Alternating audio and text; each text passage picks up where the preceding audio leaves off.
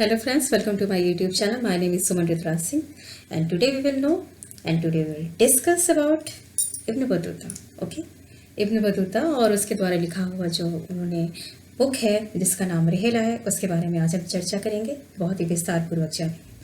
ठीक है, तो इब्न बतूता सबसे पहले हम किसी के भी बारे में जानने की अगर कोशिश करते हैं या फिर हम उसके बारे में जानना चाहते हैं through the book, to the people, तो सबसे पहले हम यही जानेंगे कि उनका जन्म कब हुआ, मरे कब, उन्होंने क्या उपलब्धियां करी, कैसा उनका एजुकेशन रहा, कैसा उनका परिवार रहा, कैसे माँ बाप थे, वो कहाँ पैदा हुए. ओके, तो हम जानेंगे इब्न बतूता के बारे में. तो लेट्स स्टार्ट. इब्न बतूता का जो जन्म हुआ था वो कहाँ पे हुआ था? वो हुआ था तंजीर के एक बहुत ही शिक्षित और संस्कारी परिवार में, जो कि वहाँ पे बहुत ही नामी ग्रामी परिवारों में से एक था.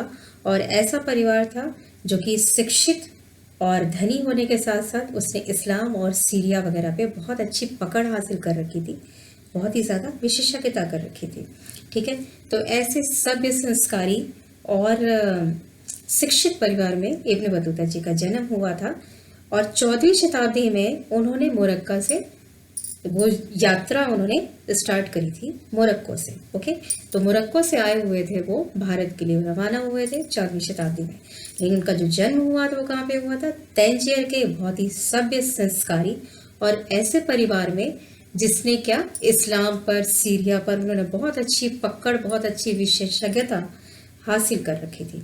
ठीक है, इब्न बतूता जी थे जो कि थोड़े से अपने ही बराबर वाले जो लोग बच्चे थे, जो अपने बराबर वाले उनके समकक्षी जो दूसरे जो लोग थे उनसे थोड़ा सा डिफरेंट थे.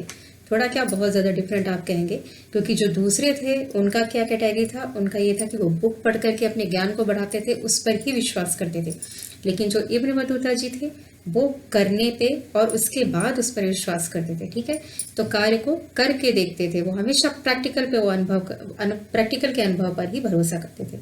तो उन्होंने यात्राएं, उसके बारे में जो उन्होंने लिखा भी है, तो उन्होंने बुक से नहीं, उन्होंने किसी भी तरीके की जानकारी हासिल करने की कोशिश करी है. तो यात्रा करके उन्होंने खुद उस पर अपनी जो पहचान है उसको उन्होंने खुद समझा है. उसके बाद ही उसके बारे में उन्होंने अपने बुक में राइटिंग करी है. ठीक है, तो उन्होंने क्या किया? उन्होंने यात्राएं करके वो सारी चीज़ें उन्होंने खुद अपनी आंखों से देख करके, यात्राएं करके उस सब सारी की सारी चीज़ों को उन्होंने बहुत ही इंटरेस्टिंग टाइप से, बहुत ही इंटरेस्टिंग और प्रशंसनीय तरीके से उन्होंने अपनी बुक के अंदर राइट डाउन किया है.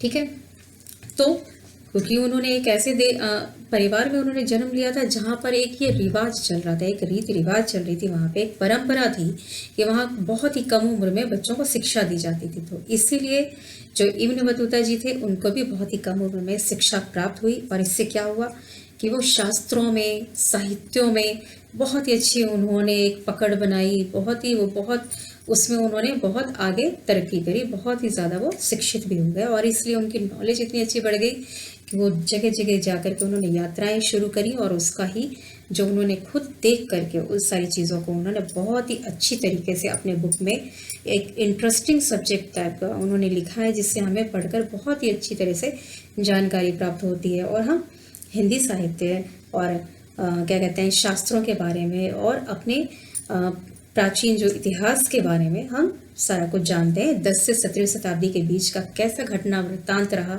उस सब के बारे में हमें जानने को मिलता है और बहुत ही अच्छी तरीके से जानने को मिलता है. ठीक है, तो उन्होंने 14वीं शताब्दी में यात्राएं करी. और उन्होंने जो यात्राएं करी थी भारत के लिए यात्रा करने से पहले, सबसे पहले उन्होंने मक्का की भी बहुत बार यात्रा करी थी. तो मक्का गए थे, फारस गए थे, ठीक है, ओमान गए थे. तो ऐसी ऐसी जगह, और वो जो पूर्ववर्ती जो अफ्रीका है वहाँ तक वो गए थे. तो उन्होंने बहुत बार यात्राएं करी थी.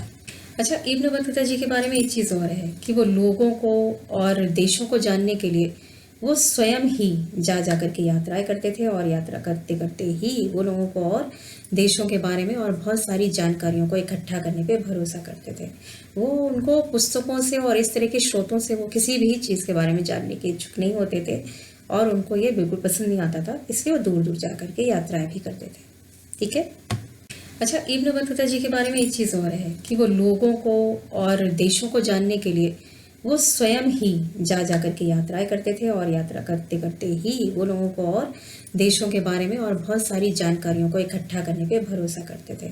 वो उनको पुस्तकों से और इस तरह के स्रोतों से वो किसी भी चीज़ के बारे में जानने के इच्छुक नहीं होते थे और उनको ये बिल्कुल पसंद नहीं आता था, इसलिए वो दूर दूर जा कर के यात्राएं भी करते थे।